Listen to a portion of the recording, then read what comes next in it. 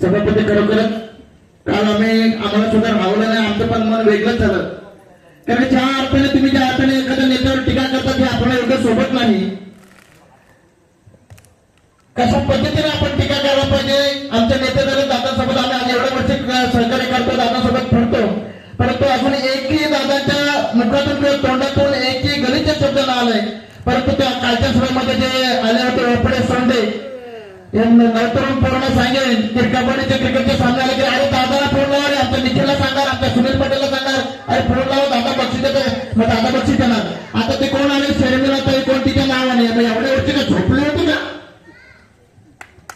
तर आपण खरोखरच ही वेळ येऊन द्यावं का. आणि 7 तारखेला मशाल चिन्ह या पटनावर प्रचंड मताने विजय करून आपण आणू आणि आणणारच हा आमचा शब्द आहे. मी दादाला विनंती करतो की आपण दादा मला व्यक्त करावे.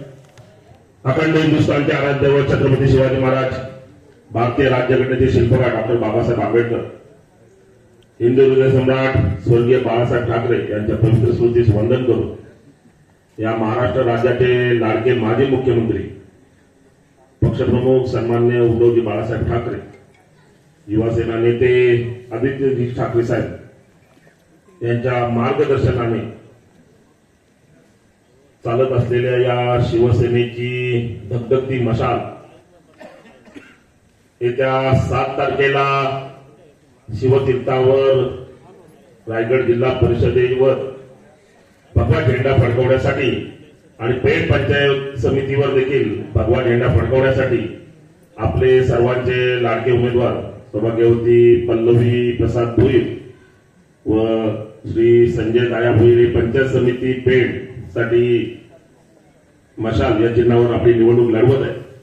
आणि त्याकरिता आयोजित आपलं एक स्नेह बैठक, घरगुती बैठक, आमचे सगळ्यांचे मार्गदर्शक, या विभागाचं एक मानबिंदू, एक यशस्वी उद्योजक असे जयवंत शेठ पुथे यांनी आपल्या सर्व जीवाभावाच्या मंडळींना आज या ठिकाणी एकत्रित केले.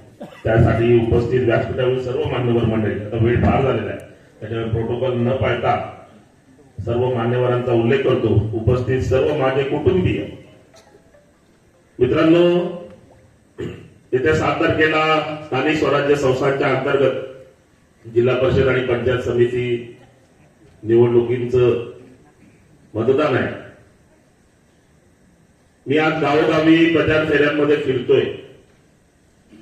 गावोगावी ज्या ज्या ठिकाणी मी लोकांशी बोलतोय त्या ठिकाणी प्रत्येकाच्या मनामध्ये एक खदखद आहे. या शिव गटाच्या, शिव काकू विभागाच्या जिल्हा परिषद गटाकरिता आपल्या स्थानिकांपैकी एकही उमेदवार आपल्या विरोधकांना भेटला नाही. प्रत्येकजण तेच विचारतोय की जिल्हा परिषदेच्या निवडणुका कशासाठी असतात. त्या जिल्हा परिषद गटातील जे मतदार आहेत, जे नागरिक आहेत, त्यांच्यातील एक अशी व्यक्ती की त्यांनी त्या तिथल्या जनतेचं प्रतिनिधित्व केलं पाहिजे. तिथल्या लोकांच्या ज्या काही समस्या आहेत, त्यांना भेडसावणाऱ्या ज्या काही समस्या आहेत त्या समजून घेऊन, उमजून घेऊन त्या तिथल्या जिल्हा परिषद किंवा पंचायत समितीच्या पटलावर जाऊन तिथल्या अधिकाऱ्यांशी भांडलं पाहिजे. जे काही प्रशासकीय मार्ग आहेत त्याच्या माध्यमातून ते प्रश्न सोडवले पाहिजेत. याच्यासाठी एक प्रतिनिधी आपल्या सगळ्यांना त्या ठिकाणी त्या पटलावर जाता येत नाही. आपण आपल्या आपल्या दैनंदिन जीवनामध्ये आपल्या कामामध्ये व्यस्त असतो. मग आपल्या वतीने कोणीतरी बाबा आमच्या समाजाचा, आमच्या त्या विभागाचा एक प्रतिनिधी आम्ही तिथे पाठवायचा असतो. परंतु शिव विभागाचं प्रतिनिधित्व करण्यासाठी रायवेकर या ठिकाणी येऊन निवडणुका लढतायत, हेच फार अजब वाटतंय. का हा अट्टास का. तुम्हाला आमदारकी तुमच्या घरात पाहिजे, तुम्हाला खासदारकी तुमच्या घरातच पाहिजे, तुम्हाला नगराध्यक्षपद पण तुमच्या घरात पाहिजे, तुम्हाला नगरसेवक पद पण तुमच्या घरात पाहिजे, तुम्हाला जिल्हा परिषद गटाच्या रावेतली तुमची हक्काची उमेदवारी ती पण तुम्हालाच पाहिजे, आणि शिव गटातल्या जिल्हा परिषदेची उमेदवारी पण तुम्हाला पाहिजे. का बाबांनो एवढी मक्तेदारी तुमची का. या डॉक्टर बाबासाहेब आंबेडकरांनी या देशाला जी घटना दिली, प्रत्येक नागरिकाला समान हक्क दिलाय, प्रत्येक नागरिकाला समान मत दिलंय. तुम्ही आमदार असा, तुम्ही सत्ताधारी असा म्हणून तुम्ही हुकुमशाह होऊ नका किंवा तुम्ही एकाधिकारशाही राबवू नका.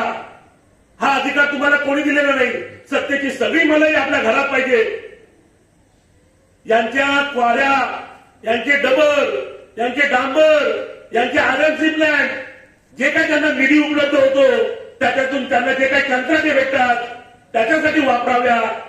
आणि जे काय ते सर्व फक्त आपल्या कुटुंबामध्येच या आमदारकी, खासदारकी, नगराध्यक्षपद, जिल्हा परिषदेचे सदस्याचं पद यातून मिळणारे जे काही पाहिजे ते फक्त आपल्या घरातच असावे एवढी यांची मक्तेदारी वाढली. आपण दिले हो. मित्रांनो, त्या JW मध्ये जाऊन बघितलं तुम्ही, तिथले गोलवीकर, गडकर वैतागले अक्षरशः यांना. त्यांचे तिथले स्थानिकांनी आपापल्या बापदादांच्या जमिनी त्या कंपनीसाठी दिल्या आणि मग त्या भरोश्यावर त्यांनी तिथे स्वतःला व्यावसायिक बनवले, तिथे स्वतःला उद्योजक बनवले. तिथे त्यांचे सगळ्यांचे जे काही सप्लायचे व्यवसाय होता त्याच्यावर यांचं अतिक्रमण आहे. सगळे तिथे एकाधिकारशाही करून ठेवले. तिथले स्थानिक उद्योजकांना यांनी मारले अक्षरशः, प्रत्येकाच्या पोटावर पाय आणले. तिथे यांच्या घरातले सगळी पोरं एका मोठ्या कंपनी बरोबर करार करतात आणि खालच्यांना एक मोनोपॉली तयार करून त्यांना फक्त विकायला लावतात. एवढे तिथले सर्व स्थानिक उद्योजक आहेत ते वैतागले का तर सगळी सत्तेची पदं यांच्या घरामध्ये आहे आणि म्हणून यांची एवढी हिंमत वाढलेली आहे. आणि तेच करण्यासाठी म्हणून आज ते आपल्या या विभागामध्ये उमेदवारी करण्याची इच्छा व्यक्त करतायत. मित्रांनो, गावागावामध्ये फक्त ही चर्चा आहे, बाकी कुठल्याही चर्चेला स्थानच नाहीये. प्रत्येक जण बोलतोय, गावागावामध्ये त्यांना प्रश्न विचारतायत की या विभागामध्ये तुम्हाला उमेदवारी करावीशी का वाटली, याचं पहिले कारण सांगा. मग जे काही तुम्ही विकासाचे जे काही लॉलीपॉप घेऊन आलात, इतके वर्ष आमदार काय तुमच्याच घरात होत्या ना बाबांनो, इतके वर्ष मंत्रीपद पण तुमच्या घरात होतं ना, तेव्हा विकास तुम्हाला जमला नाही. आता जिल्हा परिषद सदस्य होऊन यांना इथं विकास करायचा आहे. त्या बिचाऱ्या उमेदवारांना त्यांची काही चूक नाही, त्यांना बळजबरीने इथं उभं केलंय, घरातलं कोणतरी पाहिजे म्हणून. त्यांना इथल्या विभागाचं, गावाची नावं तरी माहिती आहेत का? तुम्हाला इथल्या विभागाची लोकांची मानसिकता तरी कळते का? फक्त आणि फक्त त्यांच्या प्रत्येक कार्यकर्त्याशी बोलून बघा, प्रत्येकाचं एकच म्हणणं असतं, आमचे शेठ एवढे लागणार आहे, आमचं शेठ एवढं घेऊन आलाय. म्हणजे एवढ्याच गोष्टीवर म्हणजे तुम्ही आम्हाला समजता काय? इथल्या विभागातल्या मतदारांना तुम्ही समजता काय? आमचे सगळे मतदार काय तुमचे विकाऊ आहेत का?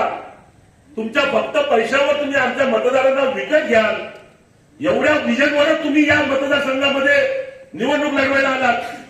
दुसरं तुमचं विजन काय ते सांगा. एवढं आपल्याला तुच्छ समजतं त्याची चीड यायला पाहिजे.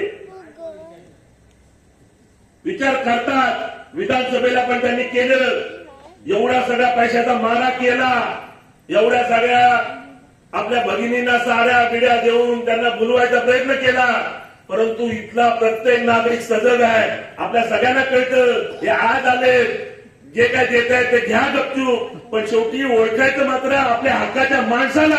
ही जाणीव इथल्या प्रत्येक नागरिकाला आहे. अहो, तुम्ही रायवेकर आहात तर आम्ही पण बाबा इथले शिव बेडसेकर आहोत, आम्हाला पण तुमची कशी जिरवायची ते चांगलं कळतं. तुम्ही मोठमोठे आमिष आम्हाला दाखवाल आणि आम्हाला विकत घ्यायला याल तर आम्हाला पण त्या लाभार्थ्या चांगल्या कळतात. तर अशा प्रकारचा आता जो काही बागुलबुवा ते आपल्या विभागात तयार करून पाहतायत, सगळी पोरं येऊन इथं घुसलेत. आपापसात कधी जमन नव्हतं, एकमेकांवर कधी रिव्हॉल्वर ओढतायत उमेदवारांवरून.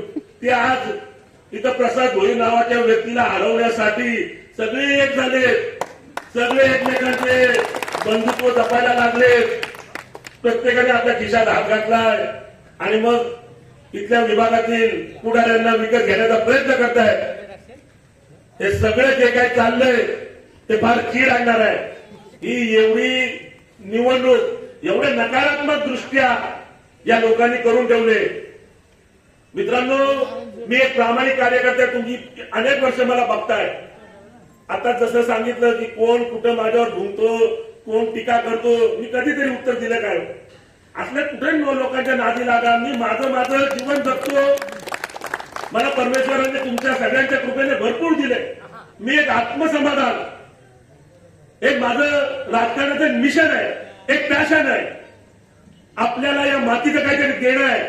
आपल्या ज्ञानाचा, आपल्याला मिळालेल्या प्रशासकीय ज्ञानाचा माझ्या लोकांसाठी काहीतरी उपयोग व्हायला पाहिजे. सगळेच जर विचार करायला लागले की आपलं आपण बघितलं पाहिजे, आपण पैसे कमवले, आपण श्रीमंत झालो, आपलं कुटुंब सुखी आहे, तर कसं चालेल? कोणीतरी पुढे यावं लागतं. आपल्या लोकांचा, आपल्या मातीचा, आपल्या विभागाचा विचार करावा लागतो. त्यांना न्याय देण्यासाठी, त्यांना पुढे नेण्यासाठी, तिथला विकास करण्यासाठी आपल्या ज्ञानाचा उपयोग करावा लागतो. आणि त्या पॅशनने मी इथे राजकारणामध्ये उतरलेलो आहे. अनेक वर्ष तुम्ही मला बघताय. त्याच्यामुळे माझ्या प्रामाणिकपणावर कोण डाऊट करेल, कोण प्रश्न विचारेल, तर आपल्याला भीक घालायची मला तर बिलकुल गरज नाही. कारण माझ्या या सर्व कुटुंबियांना आणि माझ्या सर्व जनतेला हम तुम्हारे साथ हैं. पूर्ण खात्री आहे. काल म्हणे दादा बोलते सभेला 100-300 रुपये देऊन माणसं भाडे आणले होते क्वालिटीवर. ते 500चं होते पण तिथे 50 माणसं होते. तिथे पण कमिशन खाल्ले. ते 500 होते, तिथे पण 200 आणि 300 खाल्ले मधले. एवढे लुच्चे लोक आहेत. त्याच्यामुळे चर्चा करायची आपल्याला फार काय गरज नाहीये. मी तर ते सांगतो की मी जिल्हा परिषद निवडणूक, आमदारकी निवडणूक लढल्यानंतर देखील जिल्हा परिषदेची निवडणूक तिथे आरक्षण आल्यामुळे माझ्या पत्नीची उमेदवारी मी इथे दिली. त्याच्या मागचं कारणच हे की आज मी जे काही काम करतोय, आज मी एवढ्या तडफडीने आणि एवढ्या तळमळीने काम करतोय. आज माझ्या कामाला फक्त आणि फक्त एकच कमीपणा आहे. तो कमीपणा म्हणजे फक्त माझ्या हातामध्ये सरकारी निधी नाहीये, विकास निधी नाहीये.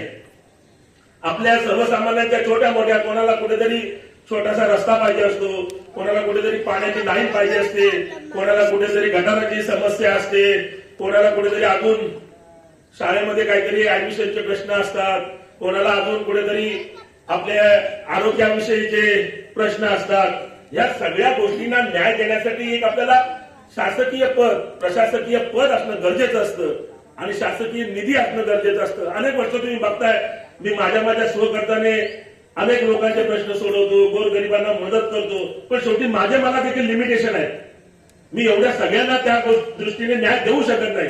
मग अशा वेळी जर माझ्या सोबत मला जर प्रशासकीय निधी माझ्या हातात असेल तर यांच्यासारखा हे जे 15% आणि 20% कमिशन खातायत तसली तर मी बिलकुल करणार नाही. एवढं माझ्या सर्वसामान्य नागरिकांना देखील चांगलं कळतं. इनफॅक्ट नागरिकांना किंवा माझ्या मतदारांना कळण्यापेक्षा त्यांना देखील चांगलं कळतं. आणि म्हणूनच ही सगळी फौज आज उतरली. त्यांना माहिती आहे या पोराच्या हातात जर विकास निधी लागला तर पुढची आमदारकी आपल्याला विसरायला लागेल. एवढा कॉन्फिडन्स त्याला या प्रसाद भुईरवर आहे की बाबा या माणसाच्या हातात जर विकास निधी लागला तर हा का आपल्या सरकारच्या टक्केवाऱ्या खायचा नाही. हा लोकांची भल्याची कामं करेल, लोकांची आणलेली विकास कामं करेल, लोकांना जिंकेल, गावागावांना जिंकेल. मग याला विधानसभेला आपल्याला हरवायला फार अवघड राहील. हा विचार करूनच या राव्यावरून येऊन इथं आपल्या इथं एवढी ताकद लावून लढतायत का तर त्याला पुढच्या आमदारकीचा धोका आहे. आणि म्हणून मित्रांनो आज बजेट त्यांचं फार वाढवून इथे मस्ती, पैशाची मस्ती दाखवून आपल्या लोकांना विकत घेण्याची भाषा करतायत. परंतु त्यांनी हे सगळे प्रयोग करून आधीही बघितले होते. त्यावेळी देखील आपण फार इथे पोहोचलो नव्हतो. आपली यंत्रणा सगळी कमी पडली. त्यांच्या तुलनेमध्ये आपण सगळ्या बाबतीत कमी पडलो. तरी देखील आपल्या मायबाप जनतेने मला या जिल्हा परिषद गटातून 3800 मतांची आघाडी दिली होती. आणि यावेळी जसं सभापतींनी मी चॅलेंज देतो, मला काय त्याला चॅलेंज द्यायची आवश्यकता नाही. परंतु मी आधी ठोकून सांगतो त्या 3800 पैकी एकही मत कमी होणार नाही तर तो नक्कीच वाढेल एवढा मला कॉन्फिडन्स आहे. कारण त्यावेळी आपल्या या विभागामध्ये कारण हक्काचा विभाग आहे. पूर्ण विधानसभा मतदारसंघ मला नवीन होता. मग त्या ठिकाणी नवीन भागामध्ये मी जास्त फिरलं पाहिजे म्हणून मी तिकडे जास्त वेळ देत होतो. आपल्या विभागामध्ये तुम्ही सगळ्या मंडळींनी तो विभाग सांभाळला. आपला भाऊ बाहेर फिरतोय, आपण आपली जबाबदारी ओळखून आपल्या विभागाचं नेतृत्व केलं पाहिजे. या भावनेतून तुम्ही सगळ्या मंडळींनी इथे लढाई लढली आणि जिंकली. आज तर मी इथे ठाम मांडून स्वतः उभा आहे. या किती येत आहे तेवढे येऊ दे सगळे आमदार, येऊ दे सगळे खासदार, मंत्र्यांचे पण मिटिंग लावणार आहे. सगळं करा. जेवढं काय कराल ना तेवढं माझा जे काही उंची आहे ना ते अजून वाढवाल, तेवढा माझा खांदा अजून मजबूत कराल. तुम्हीच मला मोठे करताय. एवढं जे काही तुम्हाला स्वतःला जी भीती वाटले ते फक्त याचंच होतं काय की प्रसाद होईल या व्यक्तीला हरवणं फार अवघड आहे. त्यांना वाटतं गावातील एक पुढारी फोडला की त्या पुढाऱ्याबरोबर 100 मतं आपल्याकडे येतील. अरे बाबा, माझ्या प्रत्येक घरामध्ये माझा पुढारी आहे, प्रत्येक घरामध्ये माझा कार्यकर्ता आहे. ज्याला फोडाल तो बाजूच्या घरात देखील सांगू शकत नाही की प्रसाद भोईरच्या विरोधात मतदान कर. किती जण फोडाल? प्रत्येक घराघरामध्ये माझा पुढारी आहे, प्रत्येक घराघरामध्ये माझी बांधिलकी आहे, प्रत्येक घराशी माझं नातं आहे. तुम्हाला जे काही बाहेरचं तुम्ही गणित करून आला होतात अशा प्रकारे आपण प्रसाद भोईरला हरवू. ती सगळी गणित इथं निष्फळ होताना दिसत आहेत. जे मूठभर लोक फुटतायत ते शेवटी जे काही टाकाऊ असतात ते फुटतात, ते भेटतात, पण त्याचा उपयोग किती होणार हो? म्हणजे ते पैसे देखील बिचाऱ्यांचे फुकट जात आहेत. अशा प्रकारे या सगळं गणितामध्ये ते फसले. ते येऊन अर्धवट रस्त्यामध्ये येऊन फसले जातात. त्यांना मागे पण जाता येत नाही आणि पुढे जाता येत नाही, अशी त्यांची परिस्थिती झालेली आहे. आणि म्हणून मित्रांनो सांगतो की आपण ही लढाई तर बिलकुल निश्चित जिंकणार. आपल्याला त्याबद्दल तर बिलकुल शंका नाहीच आहे. परंतु ते आता प्रचंड यंत्रणा राबवतील, प्रचंड पैशाचा मारा करतील. आता साड्यांचा खेळ आता 1-2 दिवसामध्ये चालू करतील कदाचित, कारण त्याची ती स्टाईल मलाही चांगली माहिती आहे. करू दे, सगळं काय करतायत तेवढं करू दे. माझ्या माया भगिनी देखील फार हुशार आहे, कशाला नाही बोलू नका. अहो, आता दंगा आले, हात धुवून घ्या. प्रत्येकाने ते सांगतो, कोणाला आपल्याला हरवायचं नाही. कार्यकर्त्यांनी अगदी खात्रीशीररित्या त्या गोष्टी सगळ्या करा की कोणालाही अडवायचं नाही, आपल्याला दुखवायचं नाहीये. कारण शेवटी या असल्यांचा असाच पैसा वाया गेला पाहिजे ही जाणीव देखील त्यांना पुढच्या वेळी झाली पाहिजे. त्यांना देखील कळलं पाहिजे की शिव विभाग हा आपण समजतो तेवढा सोपा नाहीये. अगदी त्यांच्याचा एक कार्यकर्ता त्या तुच्छतेने बोलवता, तुम्ही इकडे का उमेदवारी केली? अरे तुमचा विभाग सोपा आहे पैशाने फोडायला. तर ती जी काही त्यांची जी मस्ती आहे आणि जे आपल्याला तुच्छ लेखणं आहे ते आपल्याला बदलणं आहे. आणि म्हणून सांगतो की माझ्यासाठी तर ही लढाई तुम्हाला जिंकायचीच आहे, पण तुमच्या स्वतःसाठी देखील ही लढाई तुम्हाला जिंकायची आहे. ही सर्वसामान्यांची त्यांची जी काही मानसिकता आहे ती बदलणं देखील गरजेचं आहे. आपला सगळ्यांचा अपमान आहे, हा माझा अपमान आहे, हा तुमचा देखील अपमान आहे. बाहेरून येऊन इथे पैशाच्या जोरावर तुम्ही उमेदवाऱ्या करून आमच्या लोकांना विकत घेण्याची जी भाषा करताय हा आपल्या सगळ्या विभागाचा अपमान आहे. त्याच्यामुळे आपण सगळ्यांनी एकजूट होऊन या गोष्टीविरुद्ध लढलं पाहिजे.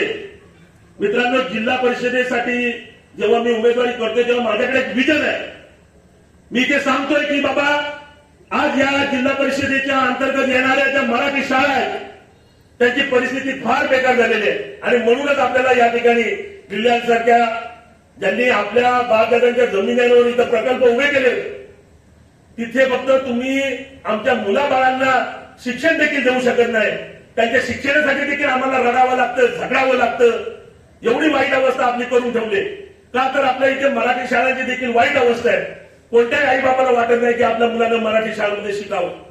परंतु जिल्हा परिषदेचे सदस्याचं, आमदाराचं, खासदाराचं हे कर्तव्य आहे. त्याने जाऊन बघितलं पाहिजे की बाबा त्या ठिकाणी शिक्षण व्यवस्था व्यवस्थित आहे का, तिथे शिकवायला शिक्षक आहेत का, ते शिक्षक ट्रेन आहेत का, त्यांना चांगल्या प्रकारचं ट्रेनिंग दिलेले आहे का, ते वेळेवर येतात का, या सगळ्या गोष्टी त्यांचं कर्तव्य आहे. हे नुसत्या फक्त ठेकेदारी करण्यासाठी आमदार खासदार झालेले नाहीये. ही त्यांची कामं आहेत. आमदारांनी, खासदारांनी, जिल्हा परिषद सदस्यांनी, पंचायत समिती सदस्यांनी ही कामं करणं आहे, हे त्यांचं कर्तव्य आहे. याच्यासाठी निवडणुका लढवायच्या असतात. परंतु हे सगळे कर्तव्य ते विसरलेले आहेत.